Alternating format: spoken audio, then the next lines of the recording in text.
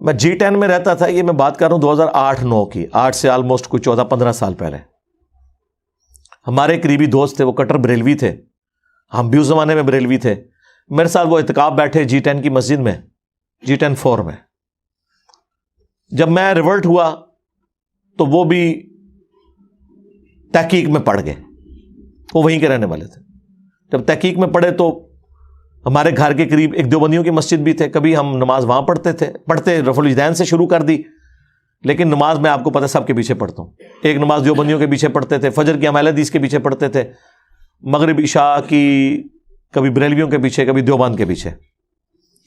وہاں کے مفتی کو کھٹکا لگ گیا، اس نے کہا چلو یہ تو گمراہ ہوئے ہیں، یہ تو آؤٹ سائڈر ہیں. جو G10 کا رہنے والا ہے نا بندہ، جس کا اپنا ذاتی گھر تھا وہاں پہ جدی پشتی، جو ان کا دوست ہے، اس کو تو ہم قائل کریں. اس نے ایک کتابچہ دے دیا اسے، رفع الاجدین کے خلاف نہ، کہ نماز کا حنفی طریقہ صحیح ہے. وہ کتابچہ میرے پاس لے کے آیا. میں نے کہا بہت اچھی بات ہے. مطلب وہ جب میں نے کتاب پڑھی تو میں تو خوشی سے پھولے نہ سماؤں. اس نے پہلی حدیث پتہ کیا لکھی ہوئی؟ کانوں تک ہاتھ اٹھانے کا ثبوت. تو کانوں تک تو ہم بھی اٹھاتے ہیں الحمدللہ. لیکن حدیث لکھی مالک بن حویرث والی، مسلم شریف سے. اور حدیث لکھی کہ مالک بن حویرث کہتے ہیں کہ میں نے نبی علیہ السلام کو دیکھا کہ جب نماز شروع کرتے تو دونوں ہاتھ کانوں تک اٹھاتے. میرا دل کرے میں تو لڈیاں پاواں. ہاں میں کہ ایتھے ہی رک جا کے تو کتاب ٹرنی نہیں. یہ حدیث میں نے کہا میں اوریجنل نہ دیوبند اور بریلویوں کی کتاب مسلم شریف جو ترجمے کے ساتھ ہے اس میں سے تجھے دکھاؤں گا اور تو نے خود رفع الاجدین شروع کر دینا ہے. کہتا کیسے؟ میں نے کہا یہ دیکھ، انہوں نے آدھی حدیث لکھی ہوئی ہے، اس کے آگے لکھا ہوا ہے جب رکوع میں جانے لگتے تو کانوں تک ہاتھ اٹھاتے، اور جب رکوع سے سر اٹھاتے تو کانوں تک ہاتھ اٹھاتے. یہ مالک بن حویرث بھی تمہاری پوری نماز کا طریقہ ہے. صلو کما رأیتمونی اصلی. ہمیں اور کیا چاہیے؟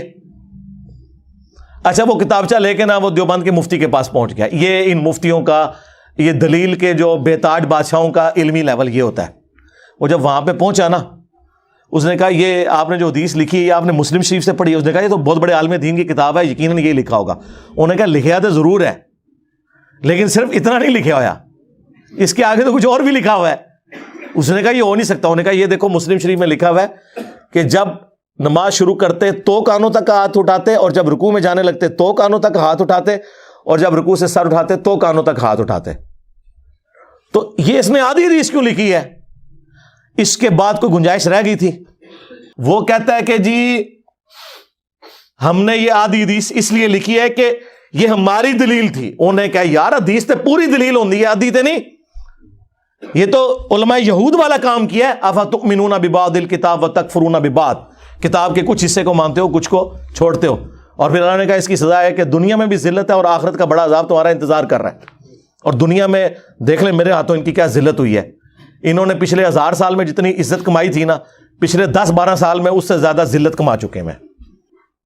تو وہ اس کا بھی دفاع کر رہا ہے. وہ کہہ رہا ہے جی ہم نے بس اتنا ہی لکھنا تھا جو ہمیں دلیل چاہیے، کیونکہ ہم نے یہ ثابت کرنا ہے کہ کانوں تک ہاتھ اٹھانے ہیں. انہوں نے کہا جس جگہ سے ثابت کر رہے ہو ادھر سے تو پوری بات لوگے. یہ ہو سکتا ہے کہ آپ قرآن سے آدھی بات لیں کہ نماز کے قریب مت جاؤ، اور آپ کہیں کہ میں نے یہی بات ثابت کرنی تھی کہ نماز کوئی ضروری نہیں. ہم کہیں گے آگے لکھا ہے جب تم نشے کی حالت میں ہو، یہی کہیں گے نا. تو یہ کرتے ہیں. اور چونکہ ان کو بڑوں سے یہی عادت پڑی ہوئی ہے آدھی باتیں بیان کرنے کی، آدھی کاٹنے کی، اس لیے میرے بھی آدھے کلپ کاٹ کے نا متنفر کروانے کی کوشش کرتے ہیں. اور مجھے کوئی فرق نہیں پڑتا.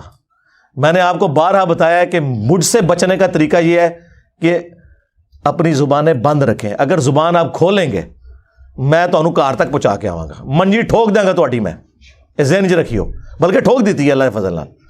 جتنا بولو گے، جتنا چیخو گے، کیونکہ میں نے تو پھر جواب دینا نا. آپ میرے پہ الزام لگائیں گے تو میں آپ کو پھر کلیئر کروں گا کہ بھائی یہ بات لکھی ہوئی تھی، یہ تو یہ کہہ رہے تھے.